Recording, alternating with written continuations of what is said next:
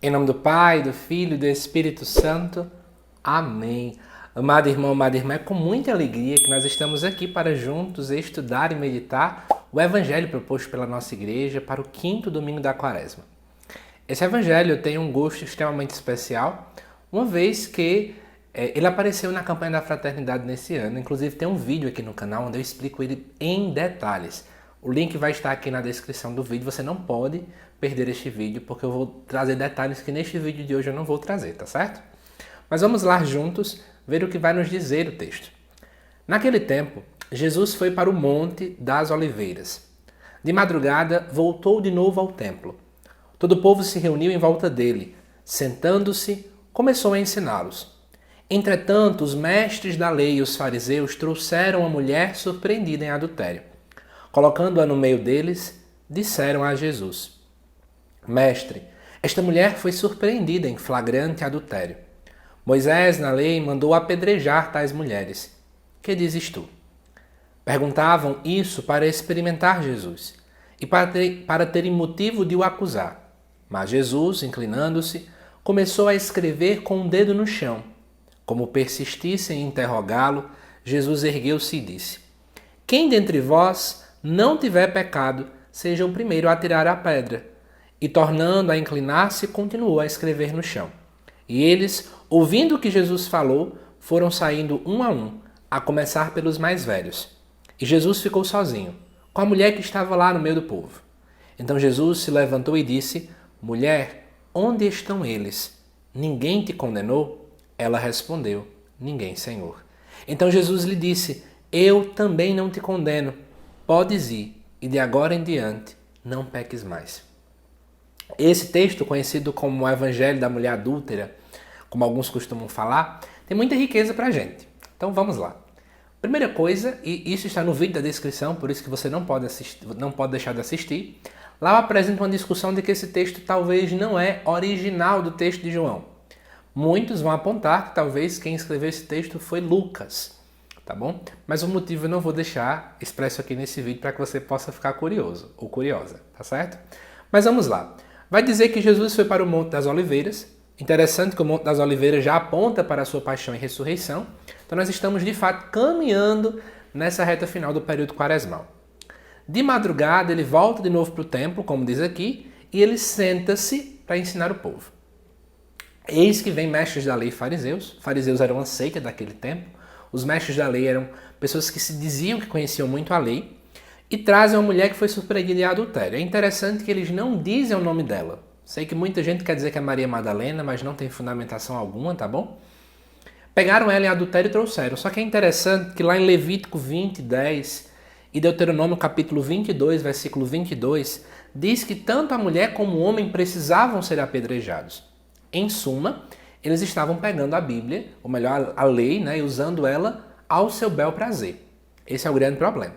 Então trouxeram ela surpreendida em adultério. Imagino que ela estava com roupa não muito decente naquela hora. E o esposo não está ali. Só pensaram na mulher, que esse já é o primeiro problema que nós estamos enfrentando diante desta leitura. Eles colocam essa mulher no meio deles, né? Ou seja, não colocam no meio para amar, mas no meio para acusar. E dizem que ela foi pega em adultério. Diz que na lei de Moisés manda apedrejar e perguntam o que Jesus está dizendo. O que é que Jesus diz? É interessante, em consonância com a primeira leitura, Salmo e segunda leitura, que esses mestres da lei fariseus estão diante de uma mulher que, pelo que se entende aqui, provavelmente era uma mulher que vivia diante da lei do povo de Israel, porque se ela não fosse do povo de Israel, ela devia ser pagã, e aí eles estavam um pouco se importando com ela.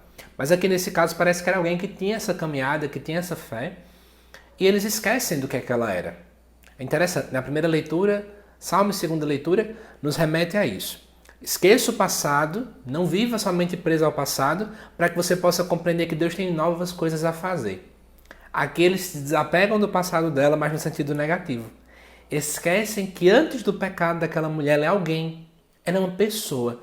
É interessante eles não darem nome a ela, porque para o judeu o nome reflete a identidade da pessoa. Então eles não estavam olhando para a sua história, para a sua dignidade, né? Para tudo aquilo que ela era como pessoa. Mas só estavam focando no pecado, só estavam focando no erro dessa pessoa. E a gente já pode aqui parar para fazer uma reflexão de quantas vezes nós somos assim.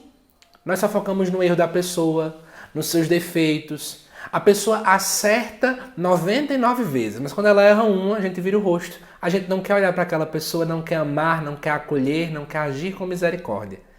É interessante que os fariseus e os mestres da lei fizeram isso. E nós, muitas vezes, estamos atuando nas nossas pastorais, na nossa paróquia, na nossa vida social, do mesmo jeito.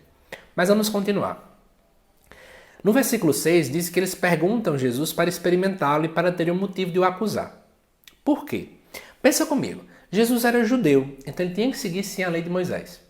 Só que se Jesus seguisse, ele estava indo matar uma mulher. Se não fosse a intervenção de Jesus diante da dinâmica desse evangelho, essa mulher teria morrido, seria uma pessoa a menos aqui na nossa existência, né? Mas na verdade Jesus age com misericórdia, como a gente já viu no texto.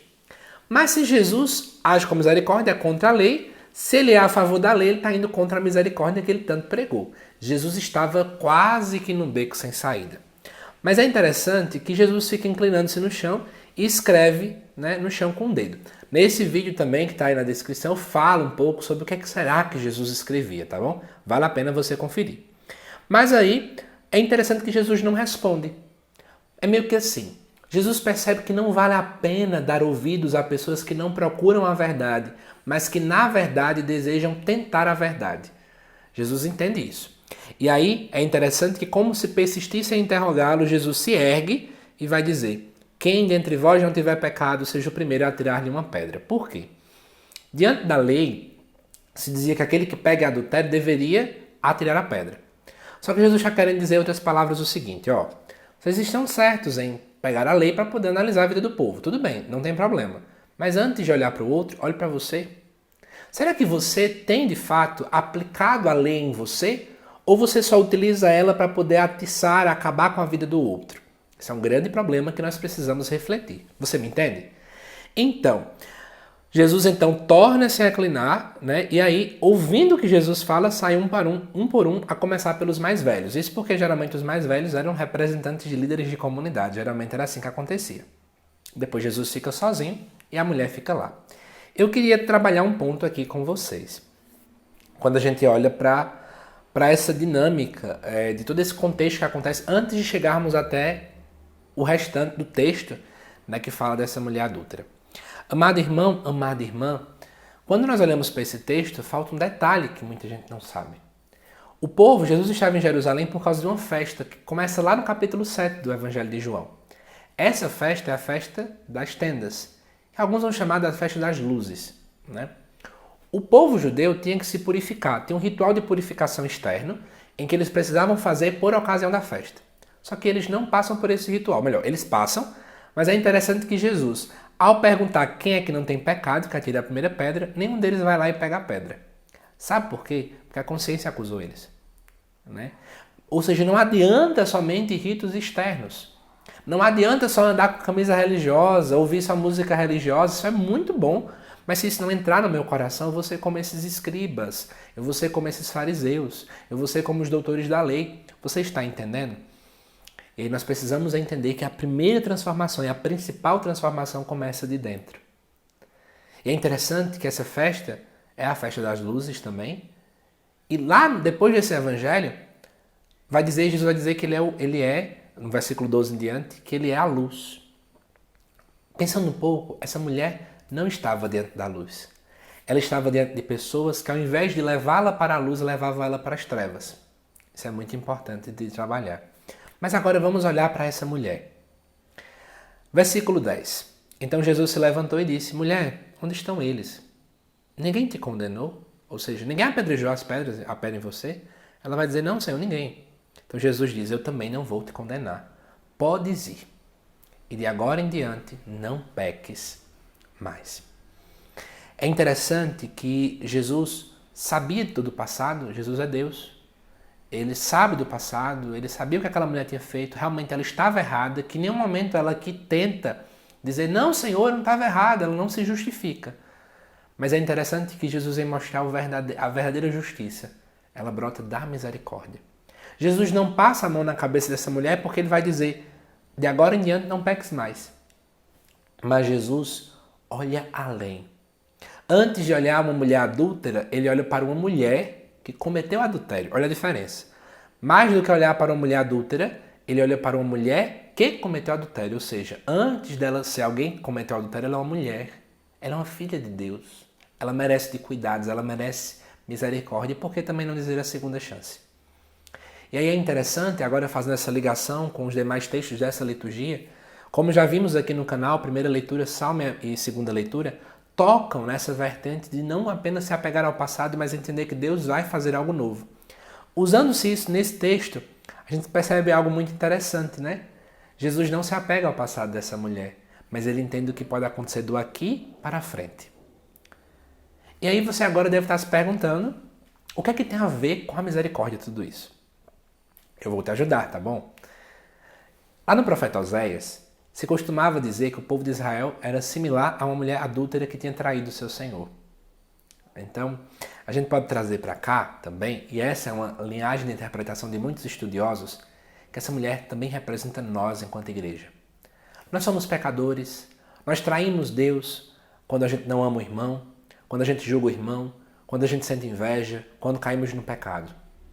Todos nós fazemos isso cotidianamente, a gente sempre peca. E a mesma coisa que Jesus fez naquele momento, nesse texto, ele faz conosco. Jesus sempre está pronto a dar uma segunda chance. Enquanto o mundo todo lança pedras sobre nós, Jesus sempre está a dar-nos uma segunda chance. Nós somos essa mulher adúltera enquanto igreja. Nós traímos o Senhor.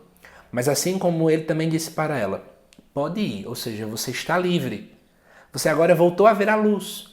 Você agora não está mais preso apenas a esse passado que tanto te condena, a esse título que carrega com você que parece que você não é mais ninguém. Você não tem mais nome, só é chamado de adúltera e pronto. Agora eu te dou a dignidade de volta, agora tens o nome, agora tens uma história. Mas atenção, de agora em diante, não peques mais. Da mesma forma como ele falou para ela, ele fala para nós. Deus, ele, sim, é capaz de perdoar todos os nossos pecados, mas que tenhamos esse firme propósito de lutar o máximo que pudermos para de agora em diante não pecarmos mais. E é dessa forma que nós concluímos as meditações dos textos desse quinto domingo da Quaresma. Espero que você tenha gostado. Já saiu todos os outros aqui, acompanhe tudo para que lhe ajude a viver melhor a liturgia deste domingo. Que Deus te abençoe e mais uma vez uma santa e abençoada Quaresma para você. Até mais!